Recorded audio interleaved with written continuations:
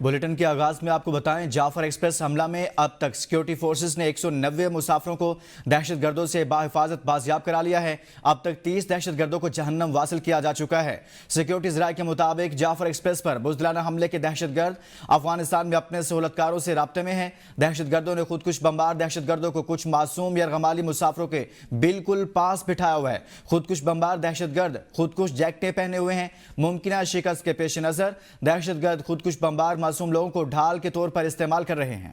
बाकी मानदा दहशत गर्दों के खात्मे के लिए सिक्योरिटी फोर्सेस का ऑपरेशन जारी है। जाफर एक्सप्रेस हमला 190 मुसाफिरों को बाजियाब करवा लिया गया है। 30 दहशत गर्दों को जहन्नम वासिल कर दिया गया है। सिक्योरिटी ज़राए के मुताबिक ऑपरेशन जारी है।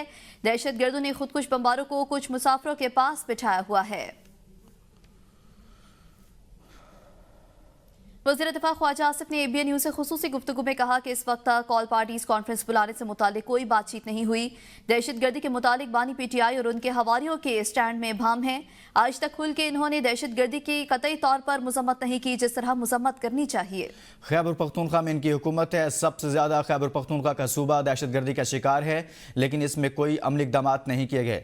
जब मुल्क दहशत गर्दी का शिकार है और वो ईद के बाद इस्लामाबाद पर हमला करने की तैयारियां कर रहे हैं, ये भी एक दहशत गर्दी की शक्ल है जो PTI है या PTI की लीडरशिप है।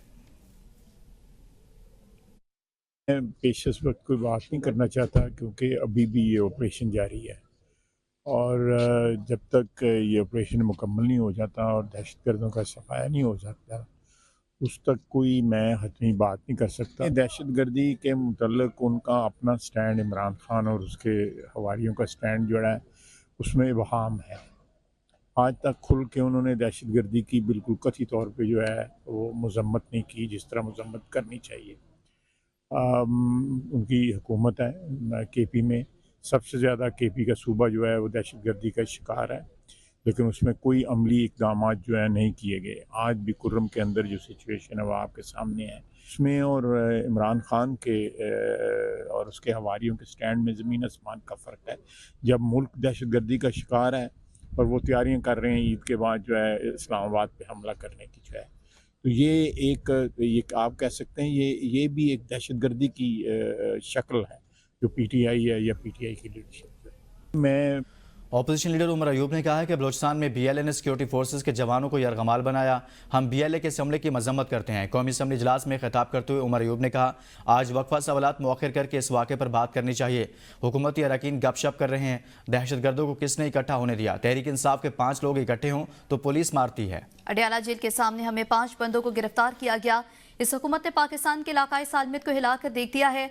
पार्लियामेंट के दोनों ऐवान नामुकम्मल हैं। क्या इनको दहशतगर्द नजर नहीं आते? सेनेटर इरफान सदीकी ने कहा है कि जाफर एक्सप्रेस पर हमले और सैकड़ों मुसाफिरों के अगवा की मजम्मत के बजाय बानी PTI का अपना बचा कुचा वजन खवातीन और मासूम बच्चों की जिंदगियों से खेलने वाले दहशत गर्दों के पलड़े में डाल देना निहायत ही अफसोसनाक और काबिल मजम्मत है।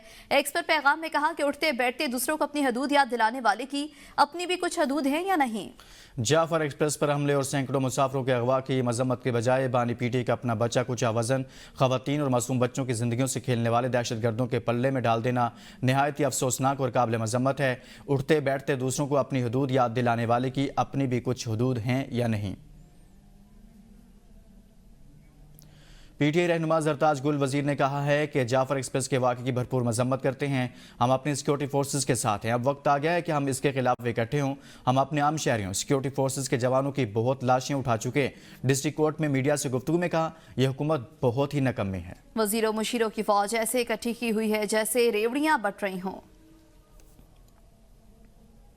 जो जाफर एक्सप्रेस का वाक़या हुआ है, देखें ज़ाहिर बात है हम तमाम पाकिस्तानी मेरी पार्टी समेत हम अपने फोर्सेस के साथ खड़े हैं क्योंकि दहशतगर्दी एक नासूर है, इसका कोई मज़हब नहीं होता और हमारे मुल्क को जो ख़तरे लाहक हैं उसमें हमें तमाम लोगों को दहशतगर्दी के ख़िलाफ़ इकट्ठे होना पड़ेगा।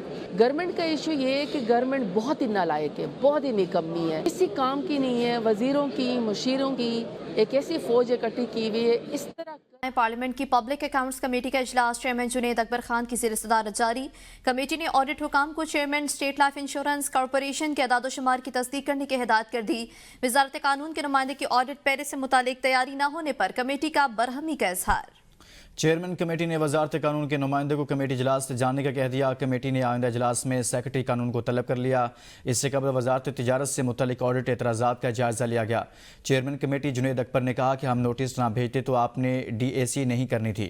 ڈی اے سی کرنا کس کی ذمہ داری ہے؟ کچھ آڈٹ اعتراضات اپنے دور وزارت سے متعلق ہونے پر نوید قمر کا کمیٹی اجلاس کی کارروائی کا حصہ نہ بننے کا فیصلہ۔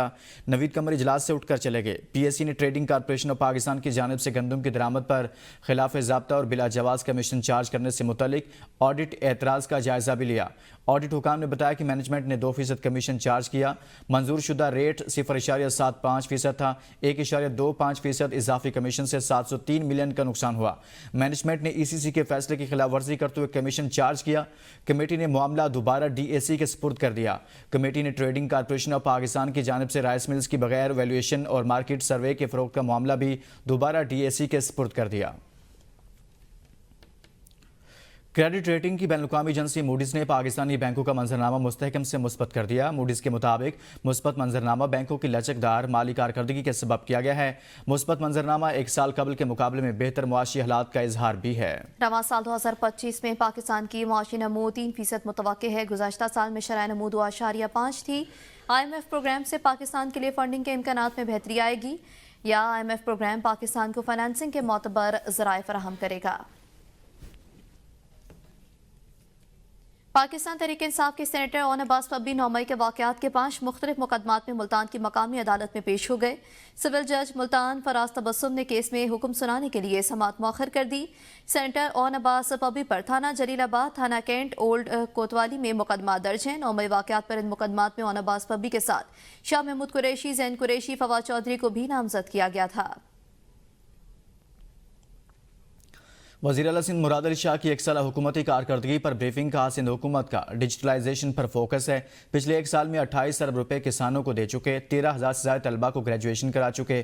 سندھ حکومت نے 1 سال میں مختلف منصوبوں پر کام کیا۔ کبھی یہ دعویٰ نہیں کیا کہ ہم یہ کام پہلی بار کر رہے ہیں۔ بے نظیر ہاری کارڈ کے ذریعے کسانوں کو سہولت دے رہے ہیں۔ پانی ذخیرہ کرنے کے لیے اقدامات ہماری ترجیحات میں شامل۔ وزیر اعلیٰ سندھ کارخانہ رواں سال گندم نہ خریدنے کا اعلان، کہا ہمارے پاس 1.3 ملین ٹن گندم موجود ہے۔ ہم نے دنیا کا سب سے بڑا ہاؤسنگ منصوبہ بنایا۔ 11 لاکھ بینک اکاؤنٹس کھولے جا چکے، 4 لاکھ گھر مکمل ہیں۔ ورلڈ بینک کے بورڈ آف ڈائریکٹرز نے دورے میں منصوبے کو انتہائی شفاف قرار دیا۔ سندھ حکومت نے معذور افراد کے لیے سالانہ 90 ملین روپے کے فنڈز فراہم کیے۔ گمبٹ ہسپتال میں 1000 سے زائد چھوٹے ٹرانسپلانٹ کر چکے۔ جناح ہسپتال میں تیسری سائبر نائف لگائی۔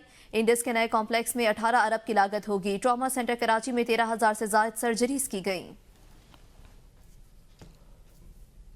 میو ہسپتال لاہور میں انجیکشن سے مریضوں کو ری ایکشن کا واقعہ۔ پنجاب بھر میں نجی کمپنی کے انجیکشن کا استعمال فوری روکنے کا حکم۔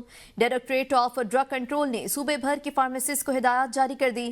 جاری مراسلے کے مطابق انجیکشن کا استعمال مشتبہ طور پر صحت کے لیے خطرہ ہے۔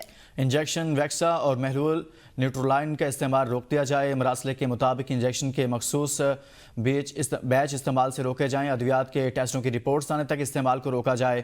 فیصلہ مریضوں کے تحفظ کے پیش نظر کیا گیا۔ قصور کے نواحی علاقے لمبے جاگیر جنگلات میں آگ لگی جس نے دیکھتے ہی دیکھتے 2 ایکڑ رقبے کو اپنے لپیٹ میں لے لیا۔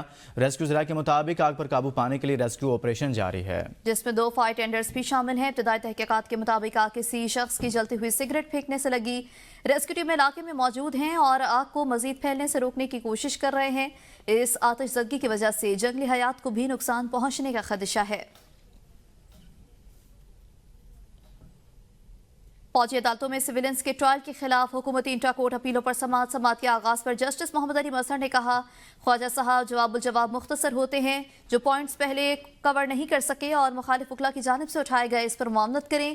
وکیل خواجہ حارث نے کہا، مخالف وکلا نے فیصلے پر دلائل نہیں دیے۔ مخالفین نے آرٹیکل 245، 175، 61 اور فیئر ٹرائل پر دلائل دیے۔ دوران سماعت جسٹس جمال خان مندوخیل کا کہنا تھا کہ کسی فوجی اہلکار کے کام میں رکھنا ڈالنے کا جرم انسدادی دہشت گردی ایکٹ کے تحت آتا ہے۔ نیوز اسٹوڈیو سے فی الوقت اتنا ہی۔